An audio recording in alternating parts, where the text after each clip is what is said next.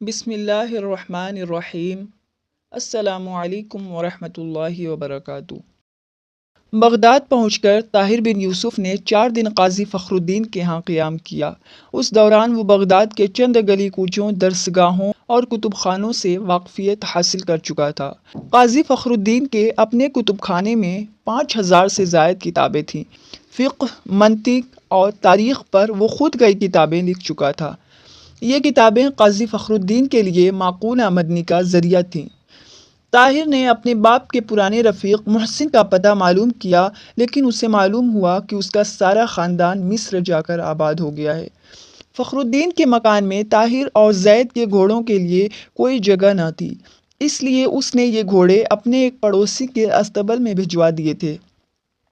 طاہر نے آتے ہی اپنے لیے ایک علیحدہ مکان کی ضرورت سے آگاہ کر دیا تھا، لیکن فخر الدین 4 دن تک ٹالتا رہا۔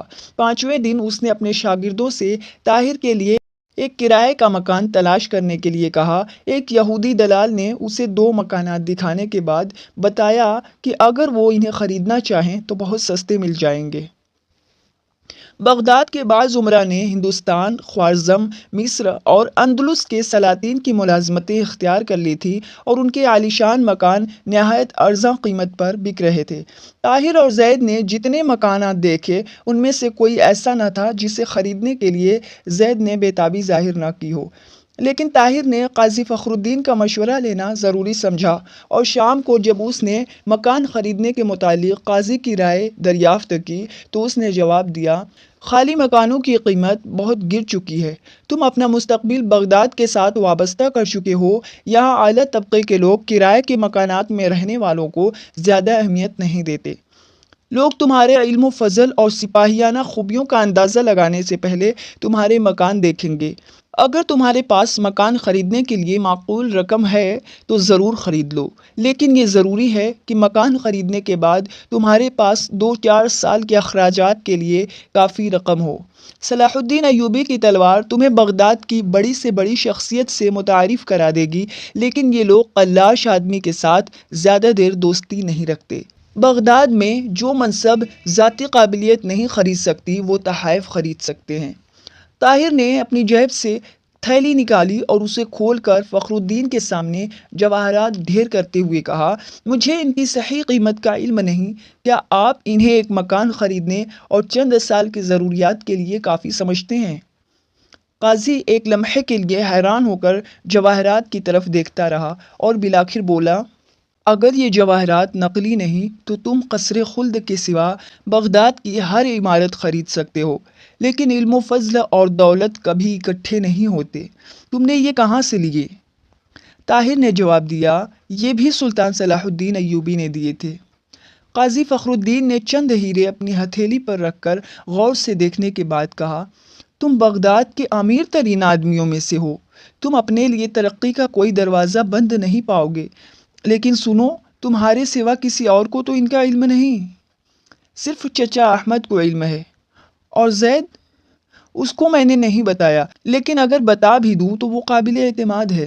فخر الدین نے جلدی سے اٹھ کر اپنے کمرے کا دروازہ بند کیا اور واپس آ کر بیٹھتے ہوئے کہا، بیٹا، تمہارے لیے ان جواہرات کو چھپا کر رکھنا بہتر ہوگا۔ طاہر نے حیران ہو کر سوال کیا، کیا بغداد میں چور بھی ہیں؟ قاضی نے جواب دیا، بغداد میں چوروں کے ہاتھ کاٹے جاتے ہیں، لیکن تمہیں ایسے متمدن ڈاکوؤں سے خطرہ ہے جن کے ہاتھ چومے جاتے ہیں۔ آپ کا مطلب؟ میں کسی خاص آدمی کا نام نہیں لینا چاہتا۔ دربار کے امراء میں سے چند ایسے ہیں جو ایسے قیمتی جواہرات کی ہوس میں اخلاقی قیود کی پرواہ نہیں کرتے، اور جب تک تم اجنبی ہو تمہیں ایسے لوگوں سے باخبر رہنا چاہیے۔ کیا وہ مجھ سے زبردستی چھین لیں گے؟ قاضی نے جواب دیا، وہ اتنے بے وقوف نہیں ہیں، کیا وہ نہیں جانتے کہ زبردستی کرنے والے فوراً منظر عام پر آ جاتے ہیں؟ تو کیا خلیفہ ایسے لوگوں سے باز پرس نہیں کرتا؟ خلیفہ اگر ایسے لوگوں سے باز پرس نہیں کرے تو دربار میں ایسے بیش قیمت تحائف کون پیش کرے؟ اور پھر یہ بھی ضروری نہیں کہ ہر شخص کی آواز خلیفہ تک پہنچ سکے۔ عوام کو ان کا دیدار صرف عید کے موقع پر نصیب ہوتا ہے، اور وہ بھی کافی دور سے۔ بغداد میں تمہارا کوئی اثر و رسوخ نہیں، عمرہ تمہارے خلاف کئی سازشیں کر سکتے ہیں۔ مثلاً وہ یہ کہہ سکتے ہیں کہ تم خوارزم کے جاسوس ہو اور تم پر مقدمہ چلائے بغیر ہی خلیفہ سے تمہارے قتل کا حکم موصول کر سکتے ہیں۔ کیا ایسے موقع پر سلطان صلاح الدین ایوبی کی تلوار مجھے بے گناہ ثابت نہ کر سکے گی؟ وہ یہ بھی کہہ سکتے ہیں کہ حکومت مصر نے تمہیں سلطنت بغداد کا تختہ الٹنے کے لیے بھیجا ہے۔ طاہر نے تھوڑی دیر سوچنے کے بعد کہا، مجھے دولت سے محبت نہیں، میں بغداد میں ایک بہت بڑا مقصد لے کر آیا ہوں۔ میں دربار خلافت میں رسائی حاصل کرنا چاہتا ہوں کہ خلیفہ کا ایک نیک نیت مشیر بن کر حکومت کی خارجہ حکمت عملی میں تبدیلی پیدا کر سکوں۔ عالم اسلام اس وقت مختلف اطراف سے خطرناک آندھیوں کا سامنا کر رہا ہے۔ گزشتہ صلیبی جنگوں میں دربار خلافت کی بے تعلقی اور غیر جانبداری سے مغرب کے نصرانی حکمرانوں کے حوصلے بہت بڑھ گئے ہیں۔ سلطان صلاح الدین ایوبی نے انہیں عبرتناک شکستیں دے کر شام و فلسطین سے نکالا، لیکن ہلال و صلیب کے ان فیصلہ کن معرکوں میں دربار خلافت کا طرز عمل بہت مایوس کن تھا۔ شکست کے باوجود اہل یورپ پر ان معرکوں نے ثابت کر دیا کہ خلیفہ کو بغداد کے سوا باقی عالم اسلام کے ساتھ کوئی دلچسپی نہیں، اور وہ اہم ترین محاذ پر بھی چند رضاکاروں سے زیادہ نہیں بھیج سکتا۔ اس لیے وہ از سر نو منظم ہو کر مصر کی سلطنت کو تاخت و تاراج کرنا چاہتے ہیں، اور یہ سلطنت عیسائیت کے سیلاب کے سامنے عالم اسلام کی آخری دیوار ہے۔ ممکن ہے کہ یہ دیوار تنہا اس طوفان کا رخ بدل دے، لیکن شمال مشرق سے چنگیز خان کی صورت میں ایک نیا طوفان اٹھ رہا ہے، اور اس طوفان کو اگر سلطنت خوارزم کی حدود کے پار نہ روکا گیا تو کسی دن یہ بغداد کو بھی خس و خاشاک کی طرح بہا لے جائے گا۔ بغداد کی چھاؤں میں ایک بڑی فوج موجود ہے، لیکن بغداد فوج کے سرداروں کی سازشوں کا مرکز صرف اس لیے بنا ہے کہ ان کے سامنے کوئی مشترکہ محاذ اور بلند نصب العین نہیں۔ ان کی زندگی ان کے جہاز رانوں کی زندگی نہیں، جو نئے ممالک اور نئے راستے تلاش کرنے کے لیے گھر سے نکلتے ہیں اور اپنے ساتھیوں سے حسد بغض رکھنے کے بجائے انہیں اپنا دست و بازو سمجھ کر ان پر جان چھڑکتے ہیں۔ خطرناک طوفان اور مہیب بھنور ایسے ملاحوں میں انتشار پیدا کرنے کے بجائے ان کی اتحاد اور اتفاق کے رشتے اور زیادہ مضبوط کرتے ہیں۔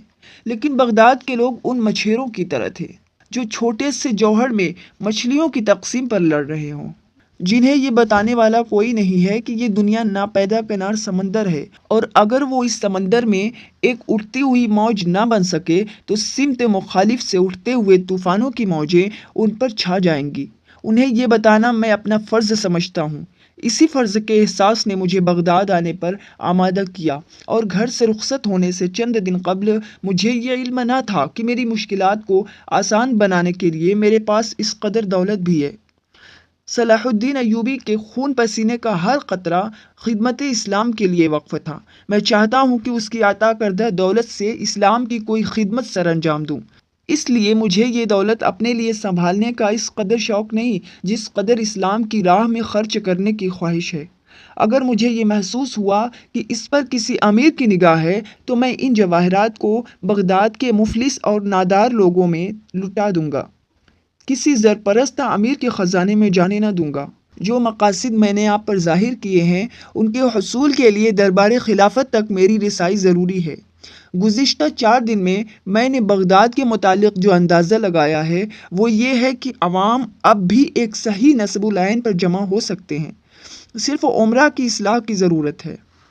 اس مکان کا فرش اور 4 دیواریں سلامت ہیں، صرف چھت میں شگاف پڑے ہوئے ہیں، اور چھت تک پہنچنے کے لیے میں آپ کی رہنمائی ضروری سمجھتا ہوں۔ قاضی فخر الدین نے کہا، خدا تمہارے نیک ارادے پورے کرے۔ میں سمجھتا ہوں کہ ان حالات میں تمہاری پہلی ضرورت ایک عالیشان مکان ہے۔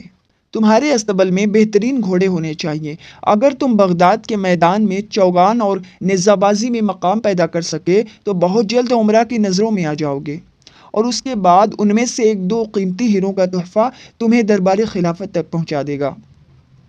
اس کے بعد تم اپنے علم کا لوہا منوا سکو گے، اور اگر خدا کو بغداد کا مستقبل بہتر بنانا منظور ہوا تو تم خلیفہ کے معتمد بھی بن سکو گے۔ لیکن سردست اپنے ارادے کسی پر ظاہر نہ کرنا۔ خوارزم شاہ کو خلیفہ اپنا بدترین دشمن سمجھتا ہے، اور اس دشمنی کی ذمہ داری اس پر بھی عائد ہوتی ہے۔ طاہر نے کہا، میں جانتا ہوں کہ اس نے بغداد پر چڑھائی کر کے سخت عاقبت نااندیشی کا ثبوت دیا تھا، لیکن خلیفہ نے اگر خوارزم کی سلطنت مٹانے میں چنگیز خان کی حمایت کی تو یہ غلطی ناقابل تلافی ہوگی۔ قاضی فخر الدین نے ایک ہیرا اٹھاتے ہوئے کہا، مجھے جواہرات کے متعلق کوئی علم نہیں، لیکن مجھے یقین ہے کہ صرف یہ ایک ہیرا تمہارے لیے بغداد میں نہایت اچھا مکان خرید سکے گا۔ ایک آرمی تاجر کو میں بہت اچھی طرح جانتا ہوں، چلو اس کے پاس چلیں، باقی ہیرے اٹھا کر اپنے پاس رکھ لو۔ وہ تاجر قابل اعتماد ہے، لیکن اسے یہ نہ بتانا کہ تمہارے پاس اس قسم کے اور بھی ہیرے ہیں۔ عصر کی نماز کے بعد طاہر اور قاضی فخر الدین آرمی تاجر کے پاس پہنچے۔ اس نے ہیرا ہاتھ میں لے کر ایک لمحہ دیکھنے کے بعد سوال کیا، آپ نے یہ ہیرا کہاں سے لیا ہے؟ طاہر کے بجائے قاضی نے جواب دیا، یہ ایک بہت بڑے آدمی کا تحفہ ہے۔ تاجر نے کہا، میں شاید فوراً اس کی قیمت نہ ادا کر سکوں، لیکن اگر آپ منظور کریں تو میں اس کی آدھی قیمت اس وقت اور آدھی کل صبح ادا کر دوں گا۔ قاضی نے سوال کیا، کیا قیمت ہوگی اس کی؟ تاجر نے ہیرے کو 2-3 بار غور سے دیکھا، میں اس کے 50,000 دینار دینے کے لیے تیار ہوں۔ 50,000؟ قاضی نے حیران ہو کر سوال کیا، لیکن سوداگر نے اس کی حیرانی کا مطلب الٹا سمجھتے ہوئے ہیرے کو پھر غور سے دیکھا اور کہا، دیکھیے آپ میرے دوست ہیں، میں 60,000 تک دینے کے لیے تیار ہوں، اس سے زیادہ اس کی قیمت بغداد میں اور کوئی نہیں دے گا۔ قاضی کو بغداد کے مشہور یہودی جوہری سے زیادہ امید تھی، لیکن وہ اس ہیرے کو کسی ایسی دکان پر فروخت نہیں کرنا چاہتا تھا جہاں عمرہ کے جاسوس ہر وقت موجود رہتے ہیں۔ اس ایک ہیرے کی قیمت سن کر اسے احساس ہو گیا تھا کہ طاہر اس کے اندازے سے کہیں زیادہ دولت مند ہے۔ ایک لمحہ سوچنے کے بعد اس نے کہا، آپ اسے غور سے دیکھیں، اس ہیرے کی قیمت 70,000 سے کم نہیں ہونی چاہیے۔ سوداگر نے کچھ دیر جھگڑے کے بعد پہلے 2,000 کی چھلانگ لگائی اور پھر 500 کر کے 64,000 تک پہنچا۔ بالآخر 64,500 دینار پر فیصلہ ہوا۔